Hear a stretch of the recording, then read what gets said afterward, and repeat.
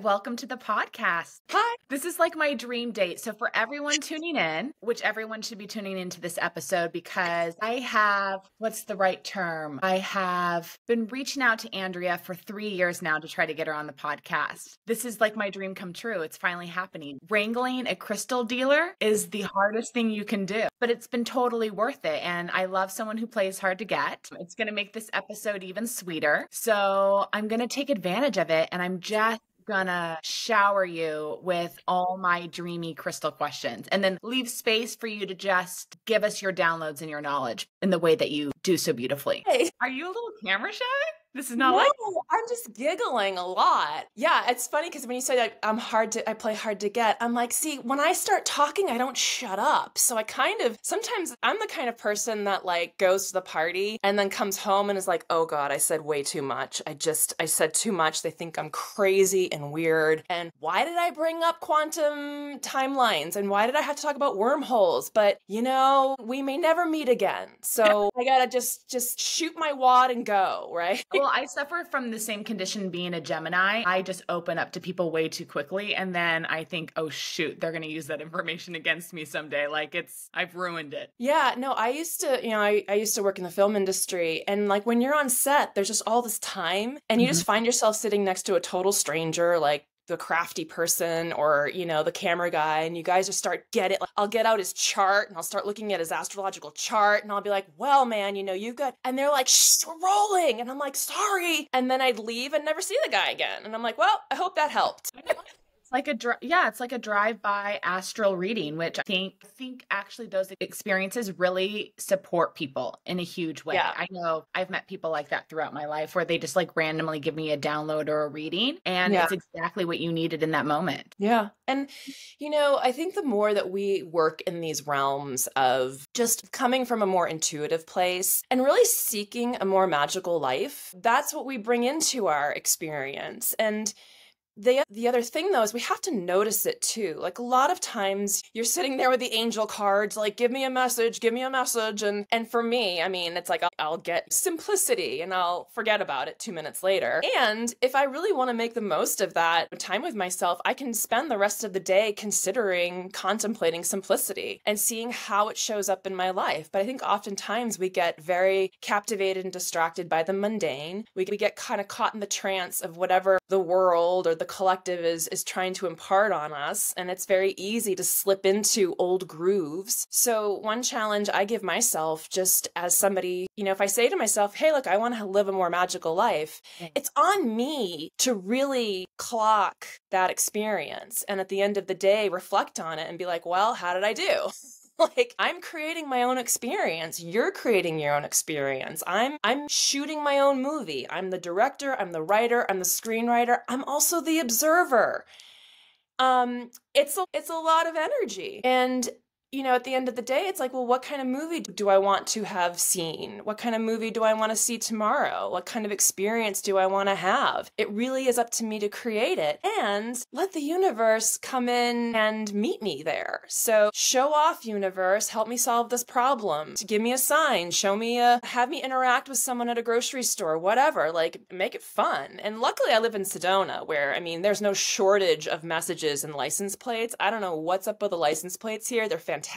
Like, I'll be driving behind someone and they'll be like, be cool. And I'm like, all right, I'll be cool. Yeah. But then sometimes you get these really confusing ones where it's like, I actually don't know what that means. And it's not like a random license plate. Like clearly this person's trying to send a message. And I'm like, I can't play your mind games, Honda Accord. Yeah. I love those license plates too. But what you brought up is actually often what I write in like my 5-minute journal in the morning is I just want a magical day. I just want synchronicities. I want to be surprised and delighted in the best way possible. And I think that's why some of us are so drawn to crystals is because of how it makes us feel and change, how it brings joy into our life just by seeing them and touching with them and playing with them. And I think that's why I'm also intrigued by putting crystals in the kitchen. It's like, how can this influence the way I'm cooking and how I'm using my mind? How can this influence, maybe the way the food will taste? the vibration in the kitchen, the way everybody reacts when they enter this room. Yep. I mean, back to my metaphor of like living my own movie, and I'm also the props master. So I'm the set decorator, I'm the set designer. I set my environment the way I want to feel. And with crystals, because, we talked a little bit about just crystals for the kitchen. I mean, you can put any crystal in a kitchen. So what I always direct my clients to is to ask the question, what do I want to have a bigger experience of? And back to like living your magical life. I want to live a more magical day. Well, magic can go in all kinds of directions. So a little more intention would be, how can I have a really fun, sparkly, magical day? Or what do I want to have a bigger experience of in terms of how I run my day? So if you're going to set your kitchen, if I was working with a client, like there's lots of considerations we can take. Some people want everything to match. Some people want to fulfill a theme. Some kitchens, I'm sure are like really homey and cozy and warm and delicious. And you can just see the kids sitting there doing the homework at the kitchen table. Some kitchens are very sleek, very chrome, very, I don't want to say sterile, but just people like that very clean feeling and efficiency. I watched that David Beckham documentary. And I'm like, oh, damn. He's like cleaning up the candle holders. So the other thing is, for you as a chef, it's your business. So you're creating food for clients. So you're of course tuning into what their needs are and what their priorities are. So for you, I would say definitely have a piece of lapis in the kitchen. That's going to give you what? I have a piece of lapis that Shakti Sita gave me that charged in the palace, and I've always kept it in the kitchen. The moment she gave it to me, I put it right in the kitchen. I'm thinking, well, what would Whitney want to have in her? Well, definitely lapis. Well, because lapis, that deep blue, it's that high intuition. It's a really high frequency of intuition. It's really tapping into the higher self of the client, even when you think about like the layers of consciousness that we have. So your higher self reaching their higher self. And the cool thing about lapis is it also has pyrite in it. Those gold sparkles that I don't know what the piece is, but it does. Yeah.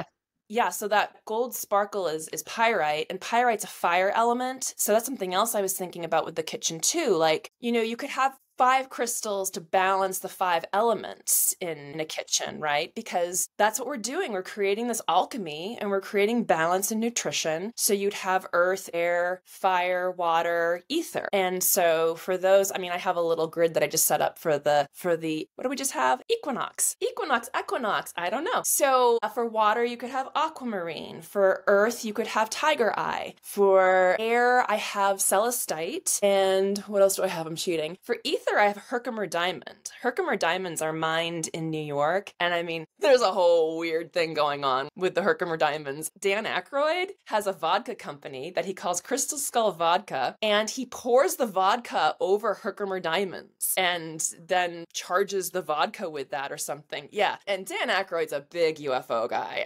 I highly recommend go down a little rabbit hole and find podcasts with Dan Aykroyd. I think he did a podcast with Joe Rogan, and they get progressively drunk, which is really fun. But it's, I was like, well, I didn't know this about Herkimer diamonds. This is fascinating. What did I say? For fire, I have pyrite. And yeah, so those are the 5 elements. So that's definitely one thing you could do in the kitchen. My number one, I would say for anyone, and again, this is, if it feels good, and this is what I say to clients, like, if you don't like a certain color, if you don't like a certain shape, don't force it. I have a client, I love her to death. She hates spheres. She's like, I don't know. She's like, I just feel like it's a magic show. And I'm like, well, I love spheres, but I respect your opinion.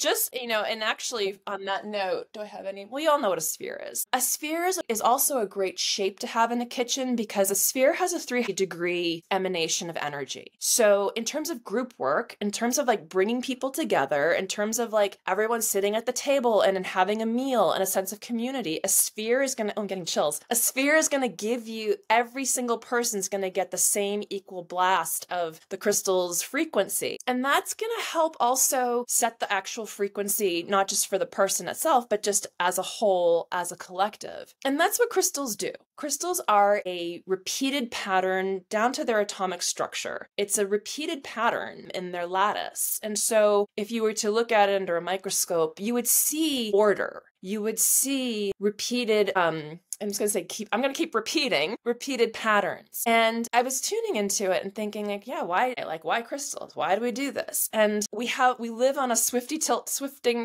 tilting planet. Everything's in motion. Even the crystal itself, it's in motion. There are neutrons and electrons. And I feel like one thing I'm always looking for, a lot of us are looking just for some balance, some order in the chaos. And a crystal is going to hold that pose for us. It's going to set a frequency that is regular, that is determined. It's imprinted with the Earth's DNA. It's natural. It's tuning us into a very natural frequency of the Earth. And, the deeper I go, literally, I was just reading up on just a little Judy Hall. She wrote the book of the Crystal Bible. She talks about how crystals are imprinted with the Earth DNA. And so are we. And our DNA is changing. It's evolving, it's mutating. And I think having these props around to help us keep order, to help us regulate the frequency in a way that we know is going to be balanced and nurturing and nourishing for us. It's a little prop that I use and that I appreciate so much. So I don't know, I just really spun off about that. But what I want to know is, and I love following you on Instagram because I like seeing all the little things that you do for yourself. And one of the things that you recently posted was that little grid that you made. Yeah.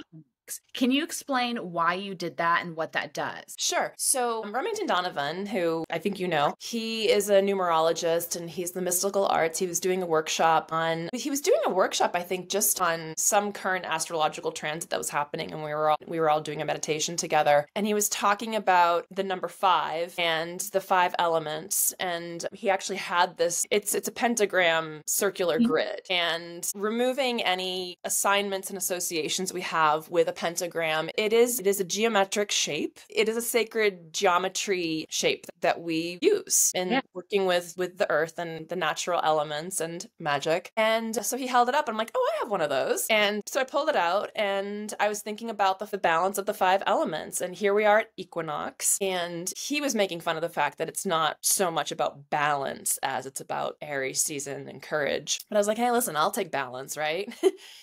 So yeah, I just made it for myself. I was like, I'm going to give myself a little visual reminder of the 5 elements, the 5 crystals that I assign to those, my 5 fingers, the tattvas, and how I carry all of the elements. And, I do Kundalini yoga. There's a meditation called Kirtan Kriya, which is chanting Sata Nama, touching all 5 fingers. And I do that sometimes when I feel like I wanted to get some balance. So that's the whole point of gridding, of creating altars. It's like we're just giving ourselves visual reminders that not only are we taking care of ourselves and giving ourselves a sort of creative ritual moment, but I'm using that throughout the day because it's very easy to get distracted and swept away. I'll think to myself, oh, whoa, I'm overwhelmed. I have all this stuff going on. And I look at that altar and I'm like, oh, I got this. I'm balanced. I took care of that. I set an intention and this is just reminding me of that intention. And, same thing with cleansing crystals. Now, back to what I was saying about crystals have a set frequency. My friend and I have discussed this at length. And there's lots of people that think that you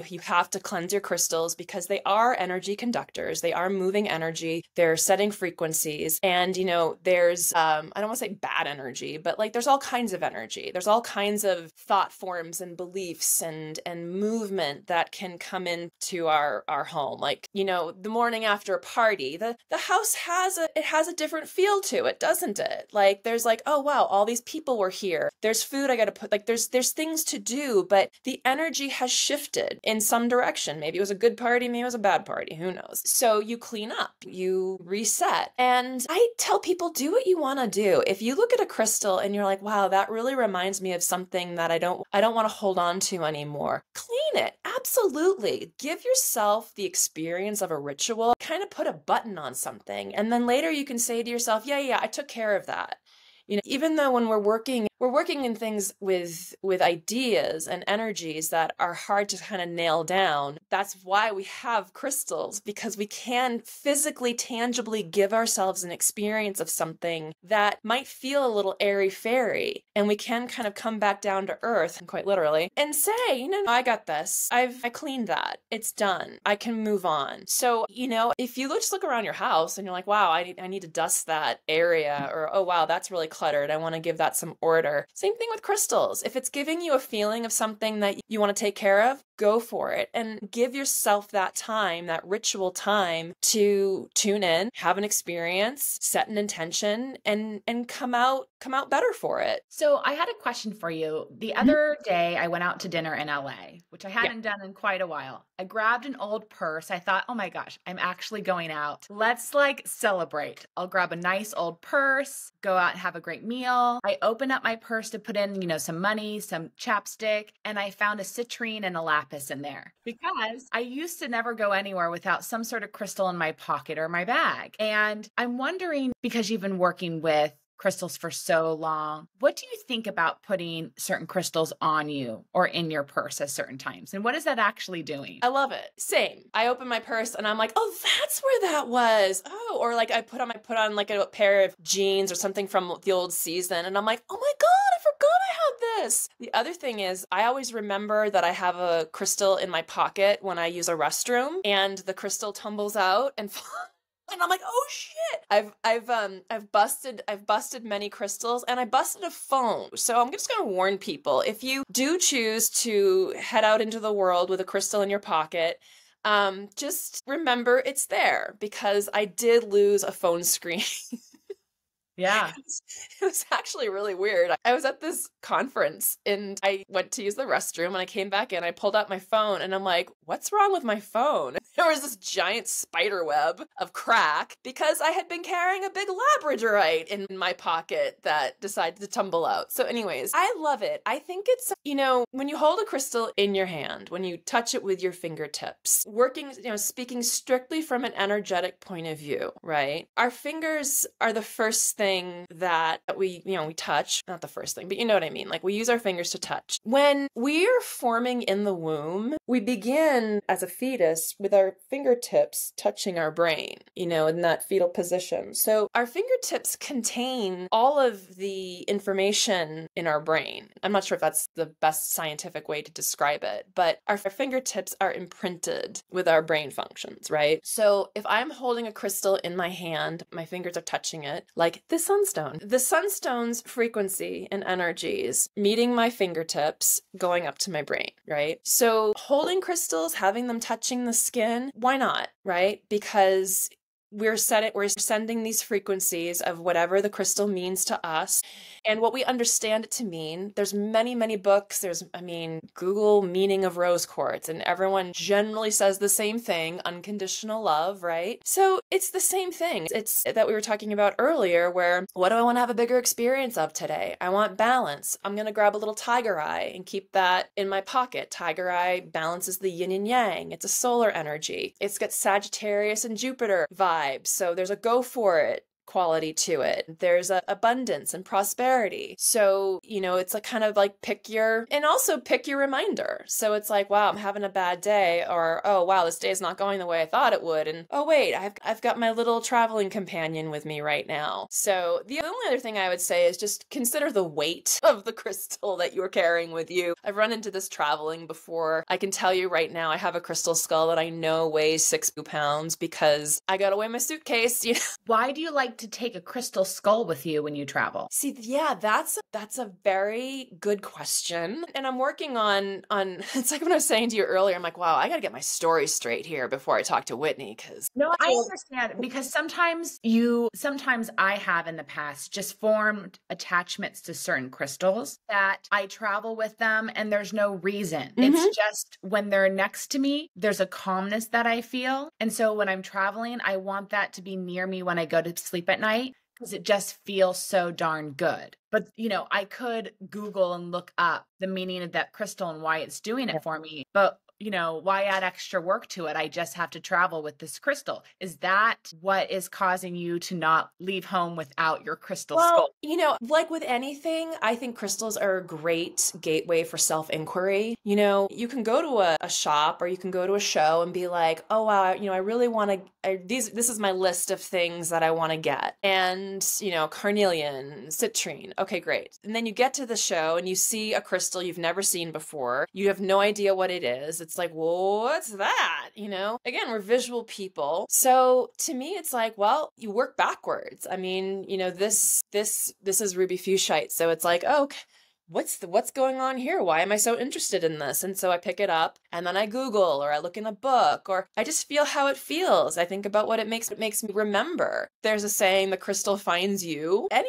How do we all come together? I mean, we could ask that question for the rest of our lives. And then just with the traveling, I mean, I do carry a piece of tiger eye with me when I travel because it's a traveling stone in that Jupiter Sagittarius frequency that we can get into astrological assignments because all crystals are assigned to an astrological sign, planet. There's a book that talks about it a lot. And then of course I work with Joanna Pitt and Tashi Powers, and they've talked about the Vastu and setting grids that are astrological in nature. But yeah, the skulls are a big inquiry for me because I've been very interested in them for years and started collecting them and selling them and connecting with them. And there's one in particular that I brought with me on a trip a few years ago. And I don't know, I've named her. Some people name their skulls. You can name your crystals. It's whatever. It's supposed to be fun. I mean, the whole point of this is like not to be taken too seriously. But there's just something about it too, where I have so many photos of myself with this crystal skull. When I'm in hotel rooms, I do like to set a little altar when I'm traveling, just a little piece of home. I mean, you can have like family photographs, or I like to have a little crystal grid. It's just something to just keep me looking at something that's not, sterile hotel room, really, if anything. Mm-hmm.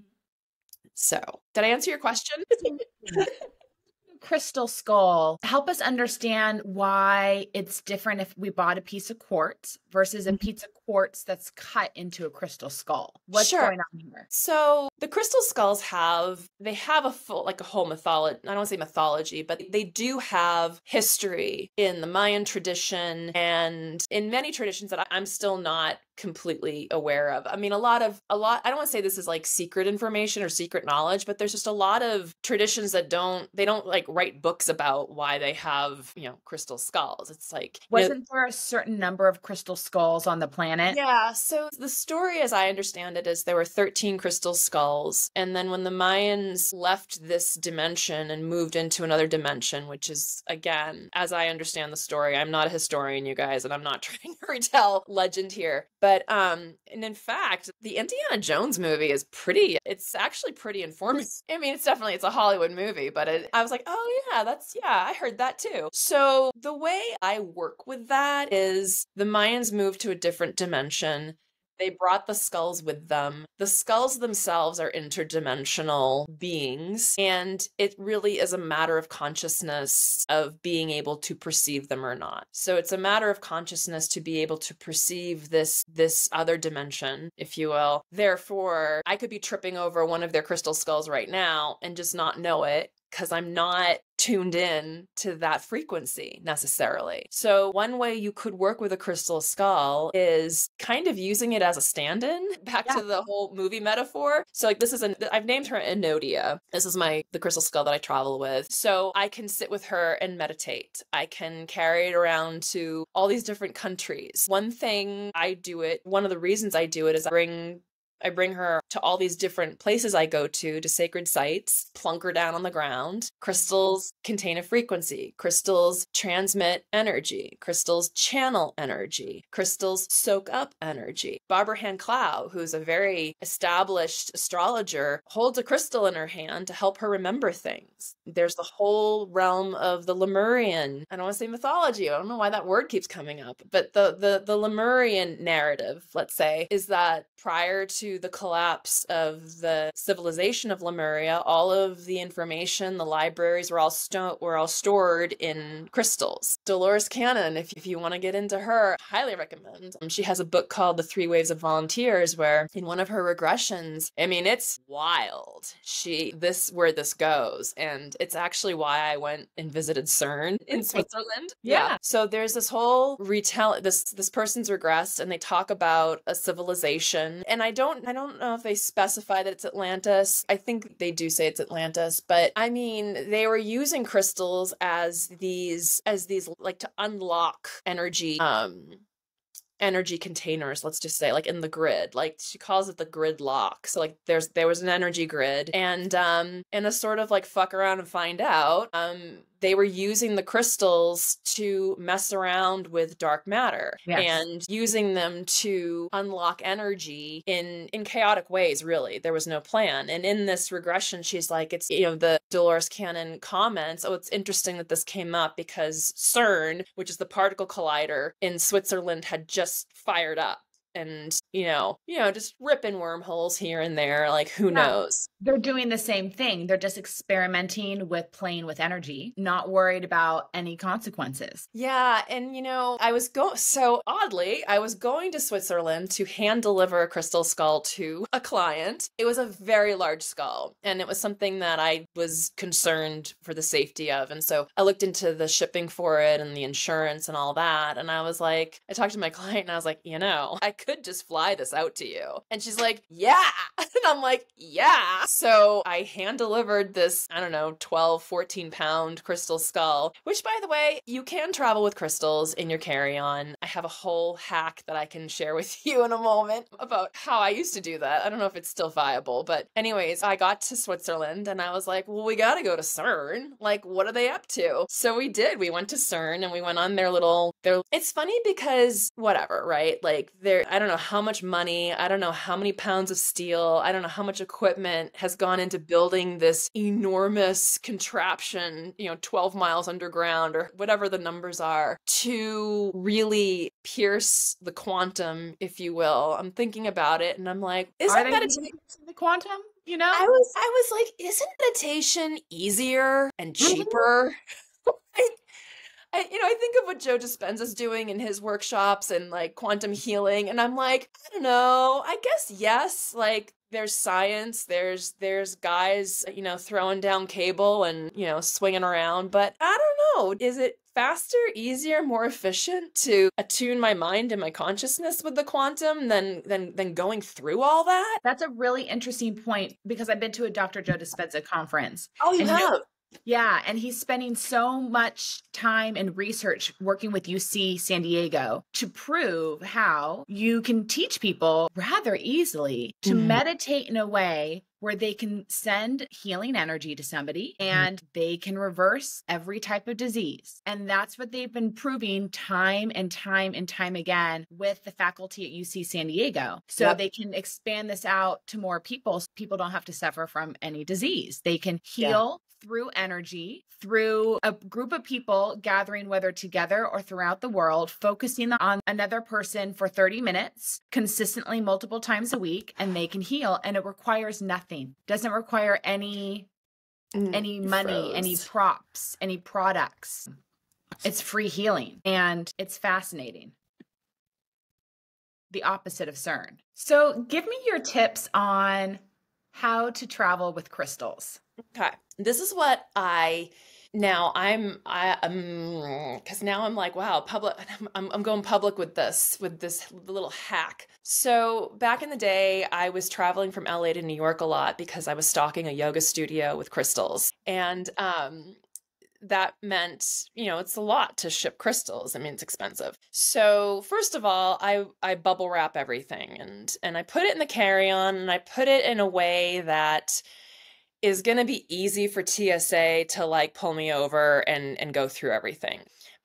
If you're traveling with a lot of crystals, for example, and they are in your carry-on, and I recommend putting them in the carry-on because they don't weigh carry-ons, at least domestically here in the US. When you get into India and you're going to those places, it gets a little dicey because they do weigh your carry-ons. Although when I was traveling to Switzerland with the 12-pound crystal skull, there was no way my carry-on fit the guidelines for Swiss Air. There were two lines at the gate, and one of the women I could see in me, she was militant. She was like, "Please come over here. I'm going to do do do do." And then this other woman was sort of like waving people in and smiling, and I'm like, I'm getting in that line. So I also chant a mantra, which is Ad Such, Ju God Such, Ha Be Such, Nanak Hosi Be Such. That is to remove blocks and to keep things flowing. So I was chanting that mantra in my head. And I cruised through, by the way, with like, a 40-pound carry-on that was not the 18-pound limit. So you got to be able to lift your carry-on, so know what you can lift, right? Especially, I can lift very heavy weights just by nature of what I do. It's also kind to not accept help from people that are like, "Oh, let me get that for you," or at least warn them. It's just be like, "By the way, this is like 80 pounds," because I ran into that in England. In London, they're very hospitable. The men are very like, "Let me help you with that," and I'm like, just. It's heavy, okay? And then they'll kind of look at me like, what the hell? And I'm like, it's fine, it's fine. When I was traveling to Mallorca, same thing. I was stocking crystals. That was a whole thing because we ran into a situation with customs. So I went to Mallorca with 4 duffel bags full of crystals. And honestly, the only person that brought it up was the cab driver from the airport to the studio in Mallorca. He's like, "What's in here?" And I was like, "Presents." He's like, "These are heavy." And I'm like, "Heavy presents." So if you're going to travel with a lot, I say put them in your carry-on. Make sure you can lift the carry-on. Wrap them in a way that like I used to wrap with tape. Sometimes I'll wrap with elastic bands because that's just easier to pull off and put back together. TSA will tape it up for you again. And it has like the TSA stamp all over it, so it looks really official. The other thing I would do is when I had said carry-on that was like, 70 pounds, when I would get to the gate, they would always say this flight is overbooked. If anyone would like to check their carry-on, no extra charge, we'll gladly take that for you. And I would march up to the gate before they even made the announcement. And I'd be like, "Do you need people to take the carry-on?" And they'd be like, "Yes, we do." And I'm like, "Oh." The one time it backfired was when I had it was very heavy and the flight was like barely booked. There were like 2 people on and they're like, "Oh, no, you can bring that on." And I'm like, "You sure? You sure you don't want to check this?" And they're like, "No, you can just carry it on." And I'm like, "Okay, I got it. It's fine." So yes, those are my travel hacks. And same thing with shipping. The more bubble wrap, the better. That's, don't take chances. Perfect. That's super helpful. It is. We'll see how many of us are traveling with giant heavy gifts, anytime soon. But for reference, can you share with people more of what you do in how you source crystals, who reaches out to have you source them for their home or for their business or for their yoga studio? Yeah. Well, it started like anything starts, which is sort of as a hobby. I went to a couple gem shows with some friends and I was like, "Oh, cool, look." And, this was years and years ago. And my husband actually, he was a musician for a long time and he was selling all this musical equipment on eBay. And I was like, "Oh, I could eBay some of these." And so I kind of went into the eBay and I looked at like what the market was and what pricing was for different crystals. And I started that way. And then, just kind of as things magically happen, trust me, sometimes I sort of look around and I'm like, "How did I get here?" Like, wait, how did this happen? This is not something I planned. But I for a couple of years, I was going to shows and like buying things and, again, putting them on eBay or just having them around. And I happened to come back from one show and I was having a slow month with acting and audition. I don't know. I put extra time and energy into like loading up the eBay, and it was a full moon, and we lived in LA at the time, and we had a balcony. So I had my husband help me load all the crystals onto like we had a TV stand with wheels on it. So we put them all, I'm like, let's just put them out in the full moon. So we pushed basically all the crystals out onto the balcony, and it looked really cool. And so I took a photo and I posted on Instagram. And the yoga studio that I was going to, Rama, you know, we knew Guru Jagat, she caught wind of, she was a big crystal, what's the word, patron, let's say. So she said to our friend Joanna Pitt, she's like, hey, does Andrea want to do a trunk show here? Meaning just bring all the crystals into Rama and, you know, sell them for a couple days. And I was like, I don't know, do I? I mean, it was just, I don't know, it just came, I had never thought about doing it.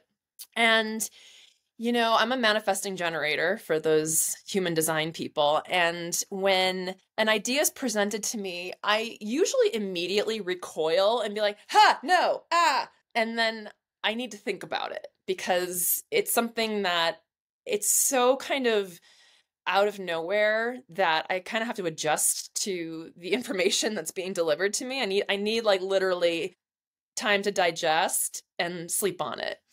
And so the next day I woke up and I was like, yeah, I'm going to do that. Okay. And then it was just kind of off to the races, where suddenly I'm thinking about, oh, how will I present them? How do I want to display them? How do I want to set it up? Is this going to be a giant altar? Oh my God, I'm going to build an altar. That's what this is going to be. And what is the theme? They were doing a workshop that weekend. So what's the theme of the workshop? Okay, so they're going to want crystals for relationships, and they're going to want crystals for balance. So I said to Ian, I was like, I got to go back to the show. And I went back and I bought more stuff, and you know, it was great. We had a great time and I loved doing it. And then I was invited to do their big retreat out in Idlewild, California. So I kind of went for it, and I furnished their stage with big pieces. And, you know, I went in, I looked at it, and like with any business, I was like, all right, I need some startup capital. I made some calls and I got some support, and I bought a whole collection basically and presented it, and it was a big success. And I was able to pay everyone back, and I think I made like a little bit of money after all of that. And from there on in, I was invited to just furnish their studio with crystals. Like I was the crystal vendor. And that went for basically up until the pandemic, when everything shut down. And they had a studio in New York, and then they also had a studio in Mallorca. So at that time, I was, oh no, did we lose it again? Okay. Are you there? Yes. Okay. So my husband will be home soon, and I'm going to ask him about the internet situation.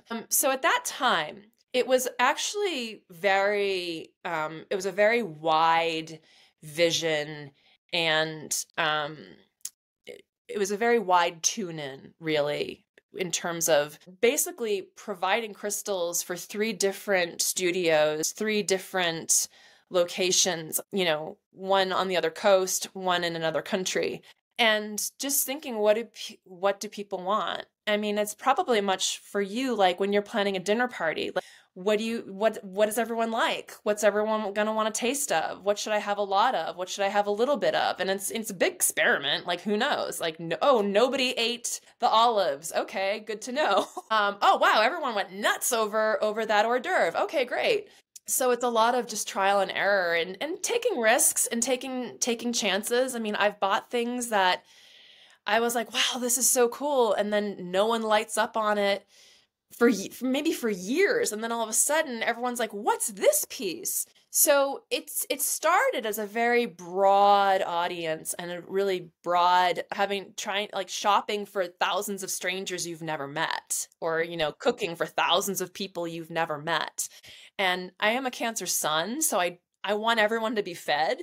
Like, I want everyone to get what they want, and I want to provide it for everyone. So then when the pandemic happened, and of course, you know, a lot of storefronts were closed, I went strictly online with Instagram, and I had met so many people at that time, which was great. So then, like, all of us, we all went viral when the it sounds so contagion, doesn't it? Like, we all went viral. So luckily at that time I had built up quite a client base just from people that I had met doing the different retreats and shows. And of course, referrals were great. So I just took I still kept crystals in Mallorca and in New York, but I brought back a lot of the stuff that was there in LA and just started selling on Instagram. And that, just that connection. And it was really great too. I have a lot of really loyal clients, which was really sweet, and it's funny because sometimes people will come to me and they'll be like, I was in Wisconsin and I was in this store and I bought this crystal. Like they're apologizing to me for like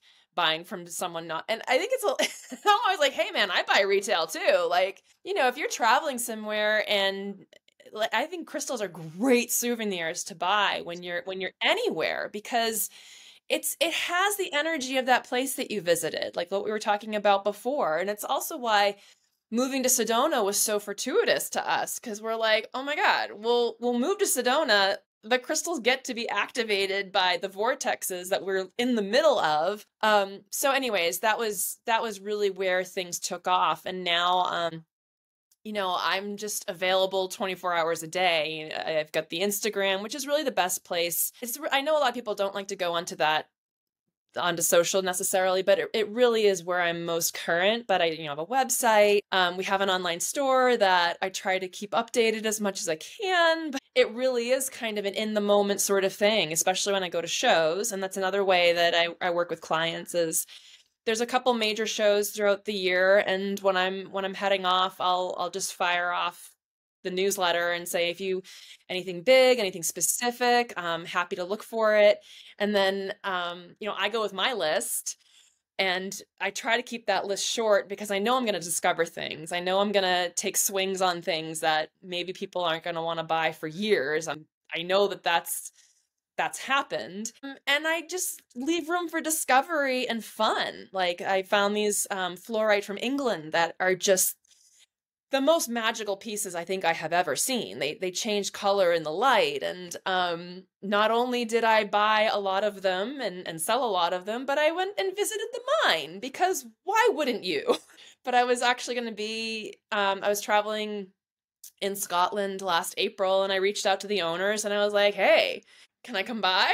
And it was actually there were a lot of hoops to kind of jump through, and to the point where she basically had to send me a pin for where the mine is. It's not like get off at this exit and turn right. It was pretty interesting. But I mean, what an adventure, right? Like, I mean, that's how to live a magical life.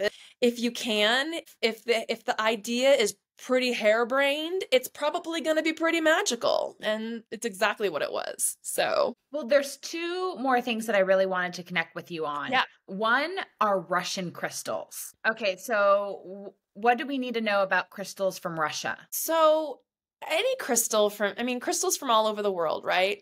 I'm still trying to wrap my head around it. I want to go to Russia. I really want to go. And we were talking about like your lineage is Russian. So it's the same thing. It's like you come across a crystal and you're like, why is this piece speaking to me so loudly? Why is this so activating for me? Why is this so fascinating?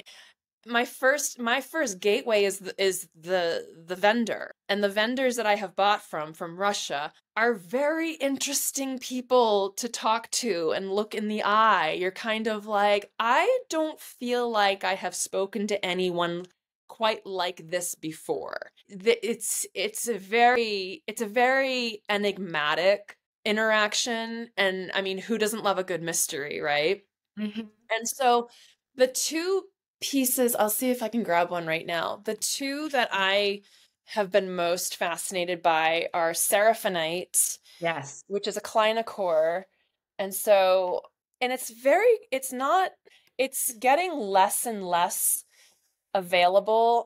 I'm told what happens is, I guess China has bought a lot of the Seraphinite, and I don't even know. I mean, I don't know. You hear all the stories too when you go to the shows where it's like people are trying to explain why things are either more expensive or harder to find. But see, It's also heavily regulated by the government. And that's something else that is just a reality. Whenever you're buying a crystal from a certain country, there are very varying customs, regulations, and availabilities that are made to us. So that being said, this is actually, I believe this is runoff from an from other mines that they have. So it's not like they're like, oh, we have this seraphinite mine and we're pulling out seraphinite to sell to people. It's actually a byproduct of I don't know if it's an iron that they're mining there, but at any rate, it's also why like Moldavite is remains of basically an asteroid that hit the Earth, bounced off, went back into the stratosphere, and then landed. So God only knows what information is coded in that, right?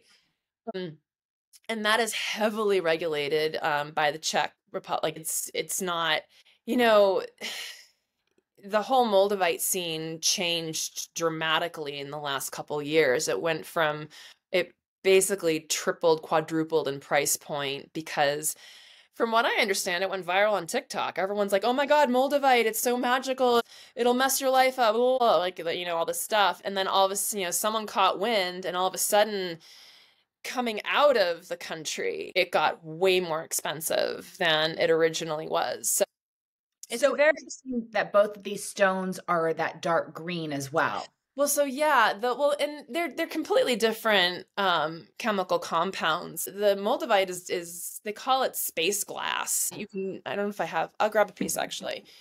But just to finish on the seraphinite, this is a semi-polished, so it's rough here. You can see the sort of wingspan of it, the blading, and then this is a fully polished piece. And I mean, look, we can get lost in crystals and tripping out on the formations and like what they look like. And do you see a creature inside? And does it have a consciousness? And what story is it telling? I'm just grabbing the Moldavite. And for me, the seraphinite, it has that wing, it looks like that feathered wing structure, and it's called seraphinite. And I was just thinking about the more traditional term for an angel, which is seraphim, the echelons of angel. And whenever I tune into a more, less, sorry, so celestite, for example, is this light blue, it's this light blue crystal. It's very angelic. And this is the kind of angel that speaks to me, at least archetypally, harps and soothing and soft tones, celestial. It feels very calming, and that's why celestite's great for the bedroom and meditation areas. Seraphinite, this is like biblical angel to me. This is warrior angel. This is the angel that comes down at 3 a.m. when it's that witching hour and slays the dragons for you. That, when I'm getting chills.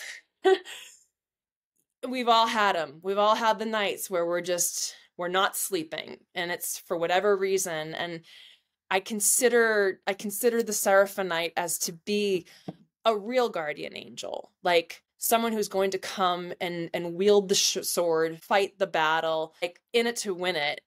Later, when I'm calm and sleeping, that's when the celestite harp music can play, This is the Moldavite.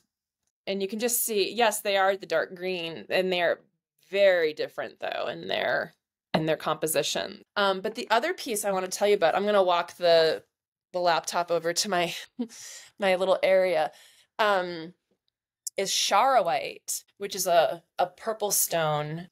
And I got it from the same vendors of that have the seraphinite. Here, I'll give you a good crystal background there. So this is charoite, and I'll walk it back over to the ring light too. And it has the same sort of shimmery wingspan tone to it. And it's also from Russia? Yeah. Like with anything, I tell people, find out what the stone is, Google it. There are a few books that I refer to consistently for crystal meanings, because again, we're working backwards. Why is this piece speaking to me? What sort of magic is it trying to impart on me? I'll show this to you here. Yeah. Isn't that wild? Yeah, it's And like a purple version.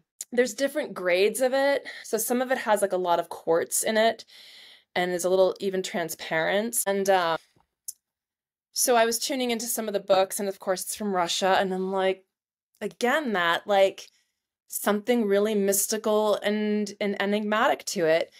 And if you read a book, it's going to give you all kinds of different takes on what what is it, what the crystal means. I like to stick with The Love Is in the Earth. This is actually out of print. It's called Love Is in the Earth. It's by Melody, and it's a compilation of basically case studies where, she was a heavy researcher, is a heavy researcher, and just got everyone to meditate with these crystals. And this was written back in like the 90s. So the thing I appreciate about that too is there's not a real lineage with crystal lore. Like, you can kind of dig out references to crystals. I mean, even in the Bible, they talk about the high priest having, rubies in his breastplate kind of thing. But it's not like there's this tradition where you can go and be like, back in, 500 BC, this crystal was this. I mean, you can sort of collect some of it. So I like to stick with this particular book because it was before the internet, before the influence of just, mass information and that info dementia. So there's kind of a purity to it that I appreciate, because this is just people that were meditating with crystals and reporting back and telling her, okay, this one will, help strengthen the RNA. This one connects to the blue beings. This one, So, as far as like an OG, like a real, something I can really count on and believe in, is the Melody book. And then also Judy Hall wrote the Crystal Bible. And Robert Simmons wrote the Book of Stones. So those three are the ones that I keep around. And then I leave room for my own interpretation. I mean, as far as I know, nobody said, oh, this is the crystal for the angel that comes and saves you from your sleep nightmares in the middle of the night. That's something I came up with. And so that's what I tell people. It's like, happy to give you my 2 cents. And then you tell me your 2 cents. Like, you tell me why it's so important. I've had wild stories coming to me, which awesome. Like, people will be like, oh, I got this piece and oh my God, XYZ, and I had this vision. And I'm like, yeah. But you're spot on with that crystal from Russia, because I got that crystal the day I accepted, essentially being accepted at my culinary school. I was in New York. I got accepted. I went for a tour that day. I bought that crystal. And that crystal, I slept with it every night that I lived in New York City during culinary school. So essentially, it did protect me. I didn't know. And then as soon as I was done with culinary school in New York, and as soon as I was ready to move out of the city, I no longer needed the crystal. I had no desire to carry it with me everywhere, sleep with it, nothing. I was done. I was complete. And it's been in my box with all my other little crystals ever since. I've had no desire for it since. But now that you've brought it up, I'm now craving it again. And I'm going to go pull it out and put it in my bed for tonight. Because I'm that person that sleeps with crystals. We all, and look, at the end of the day, we're not here for very long, and these guys they're gonna still be here, right? So what are we even doing? We're moving energy. We're playing with toys from nature, if you will. I mean, these are our props, our playthings, and someday we're gonna be gone. They're still gonna be here. What's interesting to me is, what if I come back and I'm at a table? Like, what a wild through line, right? Like, what a wild, maybe this lifetime for me, I'm connecting and imprinting and touching and networking crystals and grids and connections with people. What if and this is where I get real existential with some of my friends. It's like, what if we're from the future? What if we are sent to save ourselves? What if we are here, it's like that scene in Back to the Future where he's like, Marty, you gotta come back, your kids. It's like, what if somewhere in the future we're like, oh shit, we gotta move this energy around, or oh, this like crystalline grid of the future that's connecting us to this space station has to go get built. What if we have to go back and go to a show?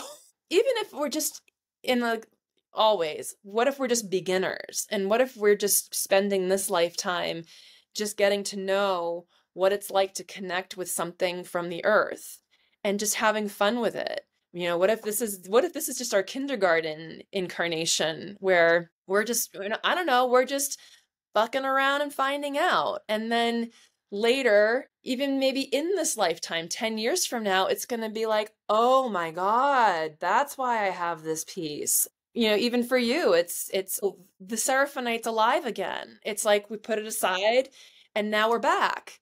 And maybe you'll be meditating with it and something's going to come to you that's going to inform the next choice you make that gets you to wherever you want to go in your future. Like, we don't know. But I think the more we have a beginner's mind and we have fun, one of my mantras is, if you're not having fun, you're not playing the game. I love it every time you post that on Instagram. Oh. It's the greatest life reminder. Every time you post it, it makes me so happy. Listen, we adopted our dog a year ago, and it became very clear to us, this guy is just here to have a good time. That's it. He's here to, and it's such a reminder to me where it's like, we're just having a good time. I was a waitress, and my first waitressing job was like this really hardcore training. And I was stressed out. You and I think we have this like Saturn. There's something like we're very like, I've got to get it right. And yes, I mean, that is my problem. Yeah. Well, it's not a problem. It's just, it's just something about yourself, and you can make it a problem or you can make it a game. So I'm like brow furrowed, and all of my, Vassar College education, and I'm the guy training me. I mean, this is like a rock and roll hamburger place, right? Like this is not fine dining by any means. And he leans over and he's like, baby doll, remember, it's just burgers and fries. Just burgers and fries. And I'm like, right, yes, burgers and fries. Burgers and fries. It's like, I'm selling crystals. I live in Sedona. One of my other mantras is reverent but not serious. Yeah. Like, I take life very reverently. It's very precious to me, and it's not precious. It's not serious. It's meant to be light, and that's why I surround myself with these magical creatures, if anything, as a reminder. And I'm sure you find this too. It's like when you make something your business, it becomes a business. It's less of the hobby fun, non-attachment. And if you can maintain that sense of fun and non-attachment, even when, you have to file the sales tax report, or you get the letter or whatever, or, something breaks, or someone's not happy about something, that's all going to come sweeping through in any world we go into. But, much like you pulling out a Seraphonite to remind yourself of a magical time that this crystal accompanied you through a major evolution. Same thing for me. I find a crystal from back when I was just buying them because they were pretty and I liked them. And I'm like, wow, remember when we just did it like that? And it can always be like that. Yeah. Well, I have a mantra that I often share with my culinary team, especially when we're catering a big event, or I can just tell one of the chefs that's working for me is a little stressed out. It's just it's really just food. So, there's no wrong way. Everything can be fixed. Everything can be edited. We can always go to the store and try again. But yes, it's just food, and it's just crystals, and this is all just a game. And it's like such a great exercise in just the non-attachment of it. And I love that you have that attitude, because I've worked in a lot of restaurants. I've seen how a lot of chefs work, and a lot of it's not fun. So hearing that and witnessing that. And I think too, don't you make a big deal out of it. That's something one of my mentors said to me that I've carried with me forever. Don't you? It's like, if someone calls me and is like, the crystal broke, and I'm like, oh God, whoa, like, well, it's a much bigger problem now, isn't it? And so no problem. What can we do? There's a million, I'm so sorry it happened. I always take ownership. It's like, what can we do? What can we do to move this energy in a positive direction? Absolutely. Well, there was one more item that you wanted to talk about. It's the golden. Yes, the golden healer. Golden healer. Okay, back to our original. See, this is why it took us 3 years, because I knew we'd start and I wouldn't shut up. So anyways, the golden healer, when you were asking me 3 to 5 crystals to put in a kitchen, no matter what, and I mean, I would say no matter what, but if you want a kitchen that's just chrome, silver, black, white, then yeah, this will not fit that color palette. And I think this could go into any kitchen anywhere. It's called golden healer. It's quartz with, what happens is there's hematite in it that that oxidizes into this golden honey color. Now, sometimes crystals are heat treated. I don't have a problem with this. If something's natural, I gravitate towards that. But something that just people should know about in the marketplace is some crystals are heat treated, and that's why they have a more rich color. This does not bother me because it's basically doing what nature would do if the crystal had stayed underground, had radiated at a certain degree for a certain amount of time. People pull a crystal out of the ground, treat it outside, heat it outside, giving it that color. It happens with amethyst and citrine sometimes. Amethyst and citrine have the same chemical, they're both silicates. It's like SiO2 or something. And it's just the level of iron that's inside of the crystal, or aluminum for that matter, that determines if it's amethyst, citrine, or smoky quartz. So in some cases, a crystal that was an amethyst is a citrine. They'll heat treat it outside, bringing it into that golden brown yellow color. Again, doesn't bother me because also we're working with color technology, and I think even the Gemological Society calls that, like, they'll rate that as citrine. So I'm fine with it. So back to the golden healer. Just think about what this does for you and how you feel when you see it. I mean, for me, I see just this warm gold, honey tone, sun, nourishing earth. So how do you feel when you tune into this? When I see it, I see a warm, cozy cottage kitchen. Mm-hmm. Yeah. And I love it as the pillar. Oh, the pillar, yeah. We just put this in well, not this one, but we put one in someone's kitchen recently. So when I see that, it looks like it needs to be stacked next to like really beautiful old cookbooks on a counter with some jars of spice. And it just feels very cozy. I'm getting chills. I know. It's so like, yeah, I see this little like magical kitchen and like the sunlight just coming in, and there's sort of like dust motes in the air, and there's that warm cinnamon, like something's baking feeling. And then of course, and just so you know too, when it's in this tower shape, it's a generating energy. So it's moving the energy up. And something too, when I was talking earlier about kitchens and how to, what crystals to put in there, depending on the feng shui of the house, I'll consider that also, like the different areas of the house that the kitchen might fall into. Our duplex, our apartment was, the kitchen was the fame and reputation area of the house, and the color for that bagua is red, and the shapes and the archetypes are like mountains, things pointing up. So I had like towers, and I had a lot of red there. So yeah, and again, what do you want your kitchen to be? Do you want it to be efficient and clean, or do you want it to be cozy and warm? I mean, it's we got a crystal for that. I love that. So I like that there's not one right way, that there are options, and you get to just keep looking until you can find what's right, what feels good, and then what makes sense. Yeah, it's all a vibe. It's like, you got to walk in and love it. And you got to walk in and love just the scene that's in front of you. You know, another one that I had for the kitchen is jade. Jade is this is a jade nephrite. It's a very deep green.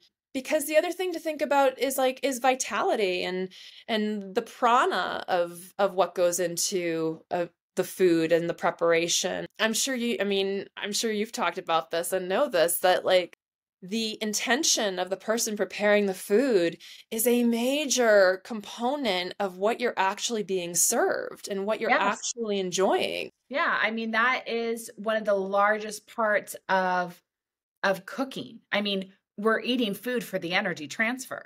I mean, and also for the joy and fun of it, because that's like part of getting to be human is like we get to have 3 times a day where we indulge and have an experience that's just really fun and delicious and flavorful.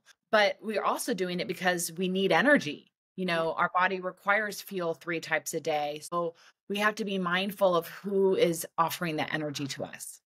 Yeah, I mean, one thing you could play with just as, in your practice, and anyone that, think of a crystal as an added ingredient when you're preparing the food. So you'd asked me too earlier about tumbled stones. That's a great time to have like a little, what if you had a little bowl or a little jar of just different tumbled stones, and you thought to yourself, okay, I'm preparing for, this client who's, he's a businessman and he doesn't have time to cook. And I actually want to transmit this energy of abundance and prosperity and, financial success for him. So I'm going to have a little piece of citrine in my hand, in my pocket. Yeah, I'm going to I'll rub it between my hands, and I'm just going to add that, right? I'm just going to add that intention. And also, as we know from our yoga practices, when we offer an intention or a prayer to someone else, we get a 6% ROI. We're getting that prayer back also. I mean, we're praying for one person, we're praying for everyone. We're praying for ourselves, we're praying for everyone. We are all interconnected, much like the lattice of crystals that are beneath the earth. Yeah, and then the lives that they're going to have after we're on. I think that's one of the neatest thing is when my grandfather died, my mom and I, inherited his rock collection, all of his turquoise, all of his opals, all of his citrines, all the things that he was really into, so we aren't the first people to be obsessed with rocks and crystals. Like our grandparents were too. Our great grandparents were too. I mean, look at the Smithsonian and everything that's been, stored there. A lot of people that have come before us have been obsessed with rocks and crystals. And how fascinating is that? Yeah, I mean, again, like, what are we going to leave behind? It's one thing that I thought of when I was like starting to collect skulls and kind of asking myself, like, why am I going? And there's this bumper sticker, "Be the crystal." I'm sure you've seen that, or some like, oh, have you? Oh, well, see, you got to come to Sedona more. But I think maybe even Yogi Bhajan said that once, or be the crystal, like you be the energy transmitter, you be the frequency modifier, you be the aura of prosperity walking into a room and changing the energy of the room. Like, you be the crystal. So I was thinking, I'm like, well, if I be the crystal, wouldn't it be cool if once I left, like this, like they go to find my body and like this, like a crystal skull is there. I'm like, wow. And little Andrea's dancing inside. Yeah. I mean, it's whatever, right? It's like my other thing is like, tell the story, write the story you want to tell, be the story you want to tell, pick the story you want to live. Like, you want this crystal to represent a guardian angel that comes down in the middle of the night. That's your story. That's what that crystal means. Well, I love all this. As we're wrapping up, you've mentioned some great books today about crystals. Are there any others that you think like we need to go out and read about if we really love learning about the topics that we're all into: spirituality, crystal, timeline? Yeah, I mean, here are a few examples just behind me. Buy all these books.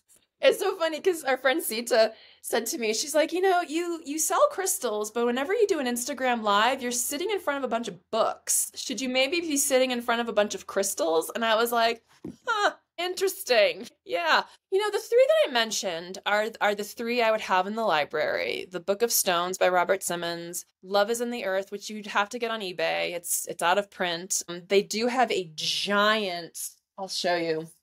And I do believe this is available new. This is a giant textbook it's also The Love is in the Earth by Melody. It's a gorgeous encyclopedia. I mean, gorgeous. There's photos of just about everything. I think if you buy it on eBay, it supports a horse charity. So it's nice.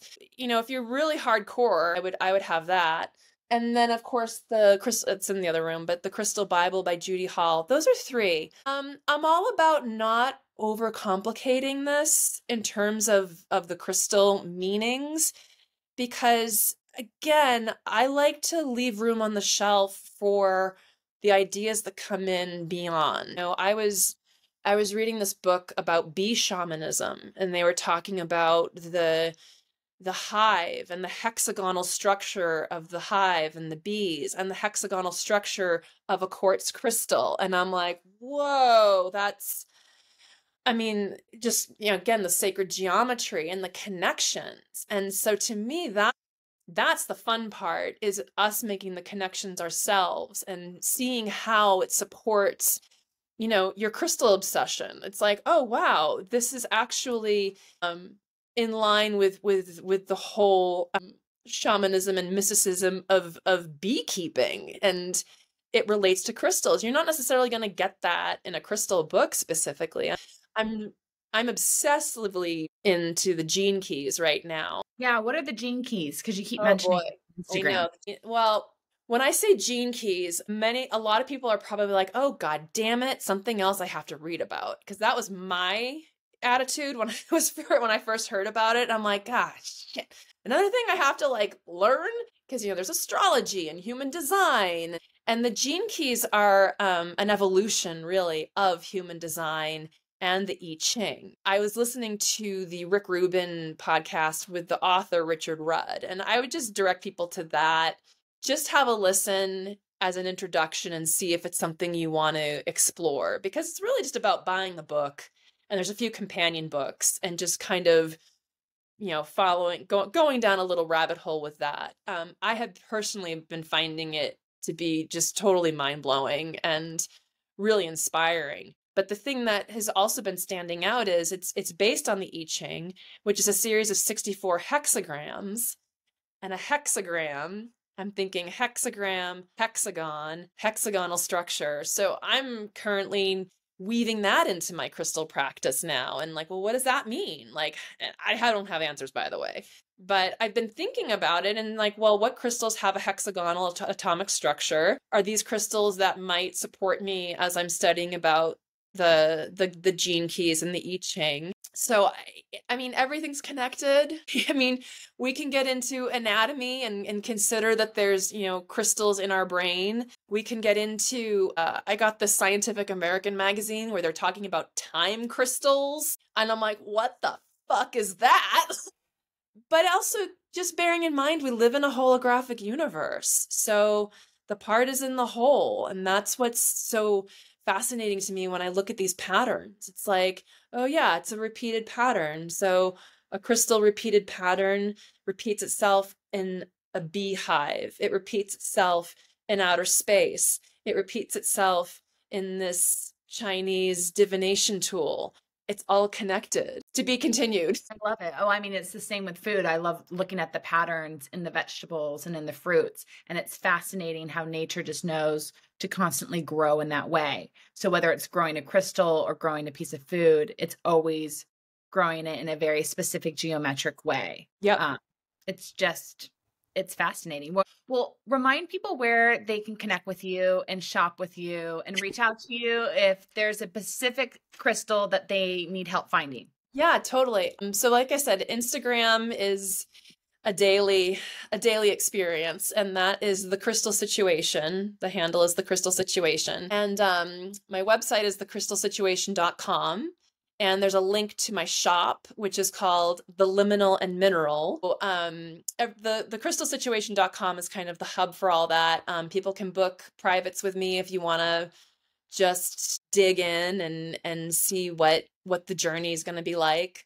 And I have a YouTube that I just kind of fired her up. So we'll be putting videos on there. And then I also have the podcast with our friend Joanna Pitt, which is called This Aquarian Life, which is talking much what we're doing here. So I'm everywhere. Perfect. Well, can you leave our guests with maybe just like one last health or wellness kind of tip that they can consider adding into their life? Ooh, just pause. There's so, I mean, I have blathered on here for No, it's a good thing to do. No. It actually comes back to exactly what you and I were talking about 2 hours ago. Well, my internet paused several times, it was a good example of how to live your life. But I mean, yeah, the present moment is it's all we have. And it's the most powerful moment where we can return to ourselves. Even, if we wanted to add a prop to it, pick a crystal, hold it in your hand, pause, just listen. Maybe that answer that you were grasping for can come easily, or maybe it'll come later when you're not paying attention. I mean, there's nothing like receiving a breath, holding it for a moment, releasing, returning to the moment, and maybe sitting in that moment for a long time. Maybe you take a few breaths. Maybe you only have time for one. And the power of that pause, I think, helps us return to the most basic, simple truth, which is, I am here, I'm enough, all is well. Well, this was such a treat. Thank you so much for coming on, working with me through Sedona's internet, and just sharing like a lifetime of knowledge and wisdom and the things that you have taken the time to learn and travel all over the world to experience it. I really recommend that everyone that tuned in today to go onto Instagram and start learning about Andrea, because I think like with most practitioners in a field, it takes a lifetime of experiences to be an expert. And that's, really who you are and what you share. And I appreciate it. Oh, thank you. I will say though, I learned from a very great Buddhist master, and he's a master. Never call yourself a master, because you will immediately be found out. Or no, he said you'll immediately be exposed.